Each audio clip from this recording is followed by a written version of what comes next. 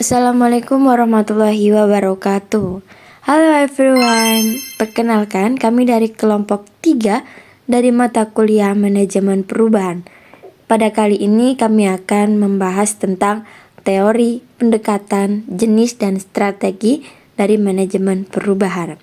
Dan perkenalkan anggota kelompok kami. Halo, perkenalkan nama saya Sinta Salsabila dengan NIM 020. Halo, perkenalkan saya Nibras Kansa dengan NIM 021. Nama saya Dwi Oktavia dengan NIM 051. Pada pembahasan kali ini, kelompok 3 akan membahas beberapa topik. Yang pertama yaitu ada teori manajemen perubahan, yang kedua pendekatan manajemen perubahan, yang ketiga ada jenis-jenis manajemen perubahan, yang keempat strategi manajemen perubahan. Baik, yang pertama kita akan membahas mengenai teori manajemen perubahan. Dalam teori manajemen perubahan terdapat 4 poin. Yang pertama yaitu ada teori motivasi, yang dimana menurut Beckhart dan Harris, perubahan terjadi ketika ada beberapa kondisi. Antara lain, yang pertama ada biaya manfaat, yang artinya manfaat ini tuh harus lebih besar daripada biaya yang disediakan untuk biaya perubahan. Yang kedua, ada kesadaran masa depan, yang dimana orang-orang dalam organisasi ini harus lebih baik daripada masa sebelumnya. Karena untuk mempersiapkan setiap individu, setiap organisasi untuk menerima kenyataan di masa yang akan datang. Yang ketiga, ketidakpuasan. Hal ini mengacu pada ketidakpuasan yang nyata, yang dimana para pemimpin ini tuh harus siap untuk menghadapi status quo. Yang keempat, praktek cara praktis untuk keluar dari situasi yang saat ini.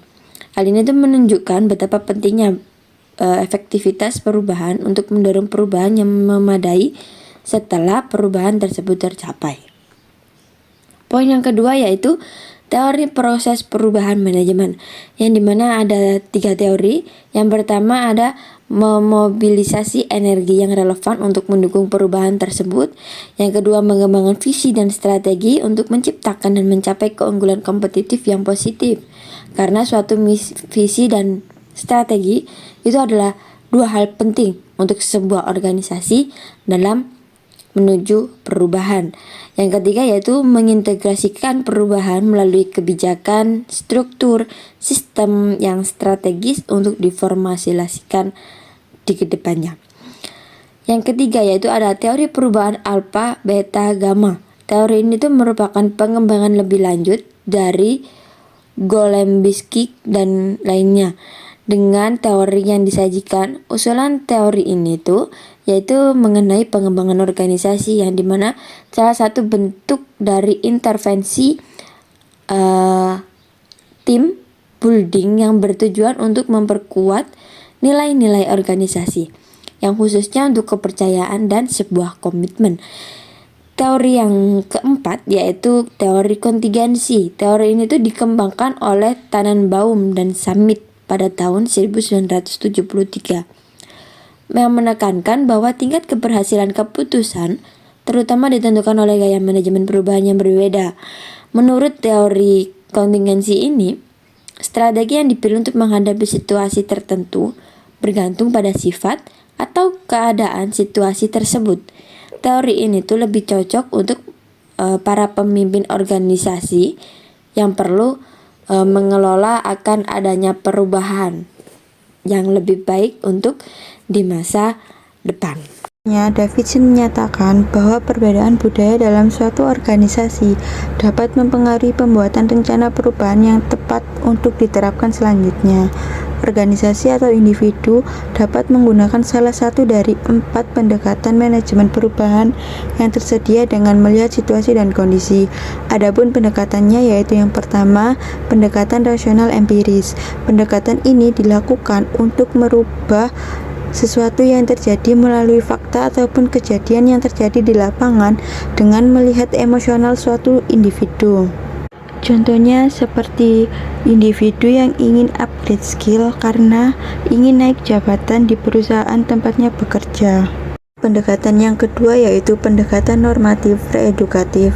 Pendekatan ini dilakukan untuk merubah ataupun memperbaiki sikap dan juga norma yang dianggap tidak sesuai, dengan harapan bisa mendidik individu atau kelompok agar bisa lebih etis lagi dalam bersikap.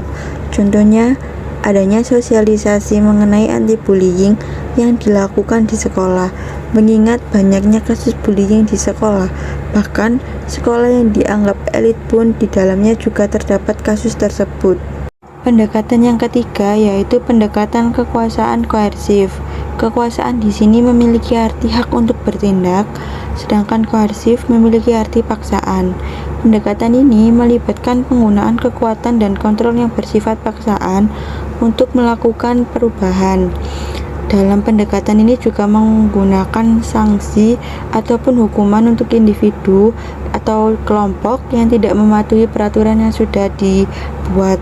Contohnya, adanya seorang pemimpin atau ketua organisasi yang memaksa anggotanya untuk menaati peraturan atau perubahan dengan ancaman pemecatan atau punishment.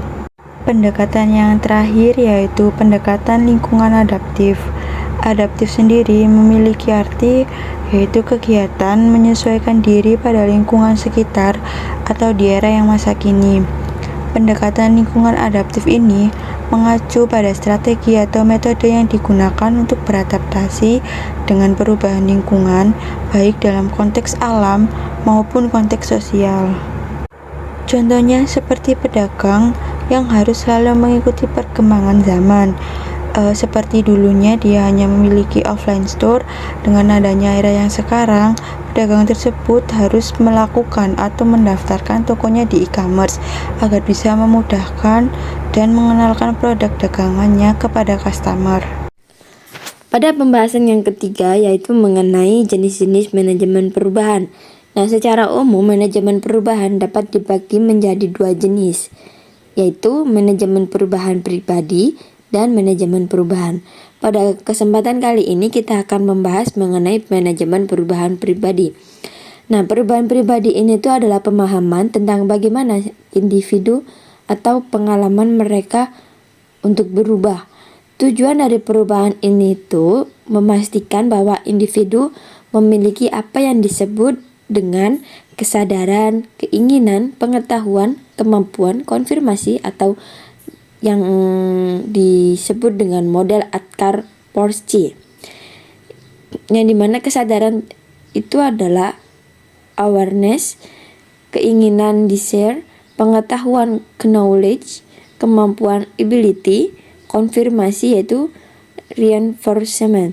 Untuk mencapai hal tersebut diperlukan kesadaran akan perlunya perubahan dan keinginan untuk berpartisipasi dan mendukung perubahan, pengetahuan tentang melakukan perubahan, kemampuan untuk menerapkan perubahan, dan tindakan dan penguatan untuk mempertahankan perubahan. Yang dimana suatu perubahan dalam pribadi seorang itu harus dari keinginan dulu. Yang dimana setelah keinginan untuk berubah dari setiap individu ini, maka kedepannya akan lebih kuat daripada individu yang mau berubah tetapi tidak memiliki keinginan. Nah, selanjutnya yaitu membahas mengenai manajemen perubahan organisasi. Manajemen perubahan organisasi ini tuh berbeda dengan perubahan individu yang sebelumnya. Dalam manajemen perubahan organisasi, perspektif organisasi adalah proses dan aktivitas yang digunakan tim proyek untuk mendukung keberhasilan perubahan individu. Secara umum, manajemen perubahan organisasi dapat diklasifikasikan menjadi 3 jenis perubahan, yang dimana yang pertama yaitu ada perubahan perkembangan. Setiap perubahan yang diterapkan itu bertujuan untuk meningkatkan proses dan metode yang sudah ada, yang dimana hanya mengembangkan saja, tidak berubah, tetapi harus memiliki strategi untuk berkembangnya suatu metode tersebut. Yang kedua yaitu ada perubahan transisi. Perubahan yang dapat berpindah dari keadaan saat ini ke keadaan baru untuk memecahkan masalah yang terjadi pada sekarang ini. Contohnya manajemen perubahan transisi ini tuh mencakup dari merger, akuisisi, dan otomatisasi. Yang ketiga ada perubahan transformatif, perubahan yang mendasar, dan mendasarnya ini tuh dapat mengubah budaya atau operasi dari perusahaan, seperti perubahan signifikan dalam target pasar. Baik, di sini saya akan menjelaskan mengenai strategi manajemen perubahan. Menurut David, definisi strategi secara luas itu terbagi menjadi 5, yaitu strategi integrasi, yang kedua ada strategi intensif, yang ketiga ada strategi diversifikasi, yang keempat ada strategi defensif, dan yang kelima ada strategi Michael Porter. Lalu selanjutnya saya akan menjelaskan mengenai strategi yang pertama, yaitu strategi integrasi. Strategi integrasi vertikal bisa membuat kemungkinan perusahaan lebih besar dalam mengendalikan distributor, agen maupun pesaing. Adapun cakupan integrasi vertikal itu meliputi integrasi depan, integrasi belakang, dan juga integrasi horizontal. Lalu selanjutnya saya akan membahas untuk strategi yang kedua, yaitu strategi intensif. Strategi intensif merupakan mengembangkan produk serta penetrasi pasar yang diperlukan sebagai salah satu bentuk usaha intensif apabila posisi persaingan perusahaan dan produk yang ingin ditingkatkan. Selanjutnya ada strategi diversifikasi. Umumnya strategi ini itu mempunyai 3 jenis strategi, antara lain konsentrik, horizontal, dan juga konglomerat. Diversifikasi konsentrik sendiri itu dapat diartikan dengan perusahaan menambahkan produk maupun jasa terbaru yang masih saling terkait atau berkaitan.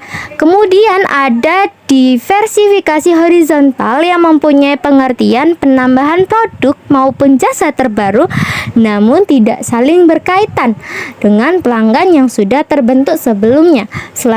Sedangkan diversifikasi konglomerat adalah perusahaan menambahkan produk maupun jasa baru yang diperjualbelikan dengan target pasar yang baru.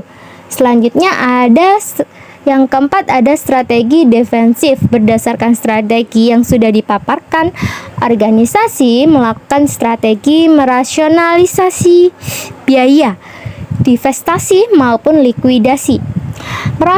Merasionalisasi biaya dilakukan saat restrukturisasi dengan tujuan meningkatkan sales dan menutupi keuntungan yang menurun dengan cara menghemat biaya. Nama lain dari strategi ini adalah strategi berbalik atau reorganisasi. Tujuan merasionalisasi biaya untuk memperkuat kompetensi dasar organisasi. Dalam prosesnya, perancangan strategi ini bekerja di bawah tekanan dari pemegang saham, karyawan, dan media dengan memanfaatkan sumber daya yang terbatas.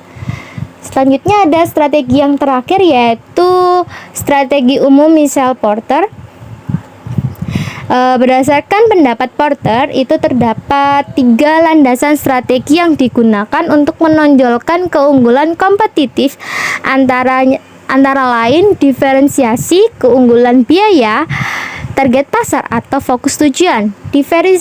Diferensiasi merupakan strategi yang mempunyai tujuan menciptakan suatu produk maupun layanan jasa yang unik dan berbeda di skala industri, serta menjadikan tujuan bagi konsumen yang tidak memiliki ketidakpedulian terhadap perubahan harga yang ditawarkan, menciptakan produk maupun layanan jasa yang mempunyai standar dengan biaya operasional yang rendah.